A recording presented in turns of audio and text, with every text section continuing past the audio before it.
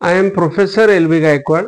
आज आपल्याला एक नवीन व्हिडिओ देत आहे. व्हिडिओचं जे नाव आहे ते आहे नाउन क्लॉज.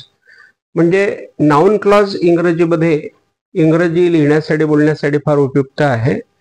तो नाउन क्लॉज काय आहे ते आपण चर्चा करत आहोत. आता नाउन क्लॉज जो आहे तो नाउन क्लॉज अ डिपेंडंट क्लॉज त्याला आपण म्हणतो. म्हणजे the noun clause is called the dependent clause. हा कशावर अवलंबून असतो तर हा ऑन द मेन क्लॉज. म्हणजे जो मेन क्लॉज आहे, जो वाक्यातला मुख्य क्लॉज आहे त्याच्यावर तो अवलंबून असतो. आता कसा अवलंबून असतो बघा. I know that he is clever.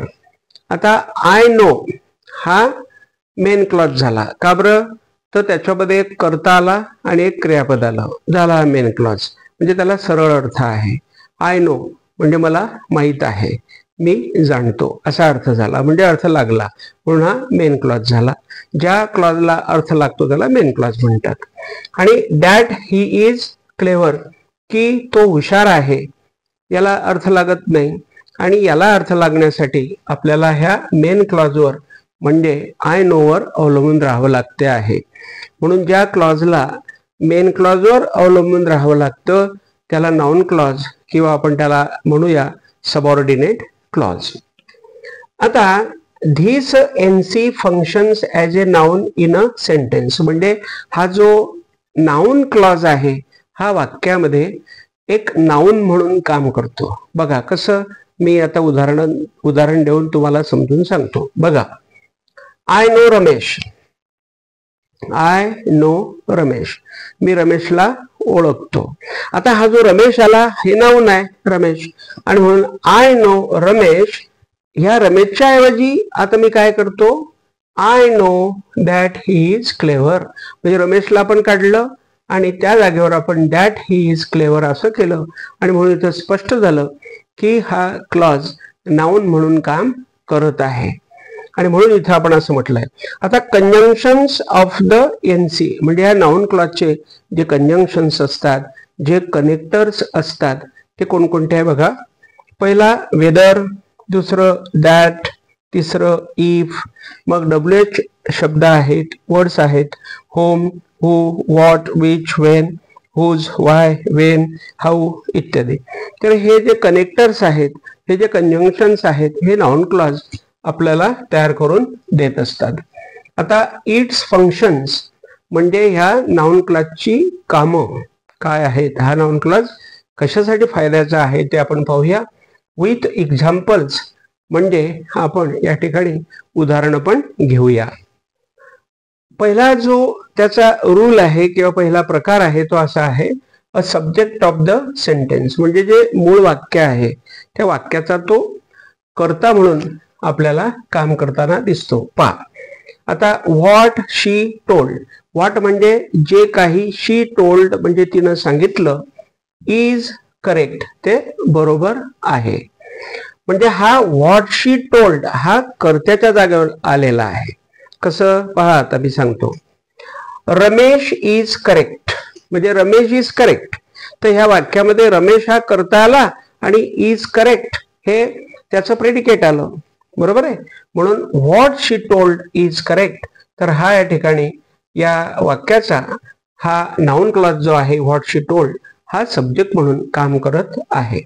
दुसरा नियम आहे त्याचा, ऑब्जेक्ट ऑफ द व्हर्ब. म्हणजे जे व्हर्ब असेल, त्या जे क्रियापद असेल त्या क्रियापदाचं कर्म म्हणून तो काम करतो. बघा, शी नोज ती जाणते, शी नोज ती ओळखते.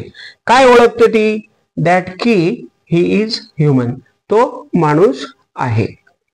आता दॅट ही इज ह्युमन तो माणूस आहे हे ऑब्जेक्ट आहे. कसं बघा, शी नोज रमेश. पहा, रमेश ऑब्जेक्ट झालं. शी नोज रमेश, रमेश हे ऑब्जेक्ट झालं. म्हणून हा दॅट ही इज ह्युमन हा नाउन क्लॉज इथं ऑब्जेक्टचं काम करतोय हे सिद्ध झालं. आता तिसरा नियम त्याचा असा आहे, कॉम्प्लिमेंट ऑफ द सब्जेक्ट किंवा द प्रेडिकेट नाउन. म्हणजे हा त्या सब्जेक्टचं कॉम्प्लिमेंट म्हणून काम करेल.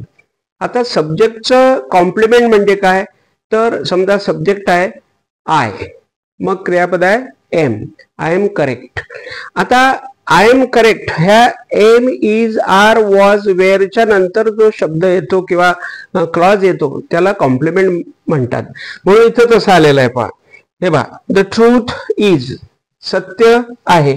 आता हे इज काय आहे, एम, इज, आर पैकी आहे आणि म्हणून इथेच्या पुढे आहे या ठिकाणी कॉम्प्लिमेंट आलेला आहे. म्हणून द ट्रूथ इज, ट्रूथ आहे, काय आहे, दॅट शी वेंट, की ती गेली. आता चौथा नियम जो आहे तो आहे ऑब्जेक्ट ऑफ द प्रेपोजिशन. म्हणजे प्रेपोजिशनचा ऑब्जेक्ट म्हणून ते काम करते. म्हणजे एक प्रेपोजिशन वाक्यात येते आणि त्याच्या पुढे ऑब्जेक्ट म्हणून हा नाउन क्लॉज येतो. कसा बघा, शी इज इंटरेस्टेड, ती रसिक आहे. इन मध्ये, कशामध्ये, तर हा इन इथं प्रेपोजिशन म्हणून आलेला आहे, शब्दयोगी अव्यय म्हणून आलेला आहे. म्हणून शी इज इंटरेस्टेड, ती रसिक आहे. इन मध्ये, कशामध्ये, what he suggest in the problems. म्हणजे व्हॉट म्हणजे जे काही, ही सजेस्ट म्हणजे तो सुचवत आहे, इन द प्रॉब्लेम्स म्हणजे समस्यांमध्ये जे काही तो सुचवत आहे. हा नाउन क्लॉज इथं ह्या इन नावाच्या प्रेपोजिशनचा हा काय आलेला आहे, ऑब्जेक्ट आलेला आहे. ह्या इनचं, हे ऑब्जेक्टचं तो काम करतो आहे नाउन क्लॉज. पाचवा प्रकार आहे अपोजिटिव्ह इन द क्लॉज. म्हणजे वाक्यामध्ये तो अपोजिटिव्हचं काम करणार. अपोजिटिव्हचं काम करणार म्हणजे काय, तर तो नामाच्या समोर, एक अगदी समोर, अगदी विरुद्ध, त्याच्या अगदी समोर तो येणार. बघा किती सोपं आहे बघा. द ट्रूथ नावाचं हे नाउन आहे, सत्य. द ट्रूथ, बघा ह्या ट्रूथच्या अगदी समोर आला तो, म्हणजे विरुद्ध आला, म्हणून याला म्हणतात अपोजिटिव्ह इन द क्लॉज. वाक्यामध्ये अगदी विरुद्ध बाजूला येणे. द ट्रूथ, दॅट, सत्य, दॅट की जे, शी वेंट अगेन्स्ट, शी वेंट अगेन्स्ट म्हणजे ती विरोधात गेली. हे जे सत्य आहे त्या सत्याने मेड मी अँग्री, मला रागीट केलं, मला संताप दिला, असा अर्थ होईल. मग हा द ट्रूथच्या पुढे हा नाउन क्लॉज जसा तसा आलेला आहे, म्हणून हा झाला अपोजिटिव्ह या वाक्यातील. म्हणजे ह्या नाउनच्या पुढे हा आला, अपोजिटिव्ह झाला. आता शेवटचा भाग असा आहे आपला की how to know the noun clause. Noun क्लॉजला कसं ओळखायचं, तर नाउन क्लॉजला असं ओळखायचं बघा, she knows that he is human. मग शी नोज, ती ओळखते, दॅट की ही इज ह्युमन, तो एक मानव आहे, एक माणूस की बाज माणूस आहे, असा अर्थ होतोय. मग आता या ठिकाणी काय म्हणायचं, शी नोज समवन किंवा समथिंग. म्हणजे शी नोज समवन किंवा समथिंग. म्हणजे शी नोज म्हणजे ती ओळखते, समवन म्हणजे एखाद्याला किंवा समथिंग मध्ये एखाद्या वस्तूला. आता सांगायचं असं आहे की तुम्ही असे म्हणू शकता, पहा शी नोज, ह्या नाउन क्लॉजला तुम्ही काढून टाकू शकता आणि तिथं असं बोलू शकतात, शी नोज समवन किंवा शी नोज समथिंग. म्हणजे समथिंग आणि समवन हे शब्द जर तुम्ही घेतले तर तुम्हाला नाउन क्लॉज सहज लिहिता बोलता येईल. आणि म्हणून इथे असं आपण म्हटलंय, पहा by someone and something the noun clause is identified. म्हणजे ह्या समवन वरून आणि समथिंग वरून हा नाउन क्लॉज आपल्याला ओळखता येतो. इज आयडेंटिफाईड म्हणजे ओळखता येतो. बघा हा व्हिडिओ झालेला आहे. कृपया करून @इंग्लिश लिटरेचर वेब चॅनलला व्हिजिट करा. हे चॅनल खूप खूप शेअर करा आणि कृपया करून कमेंट्स कळवा.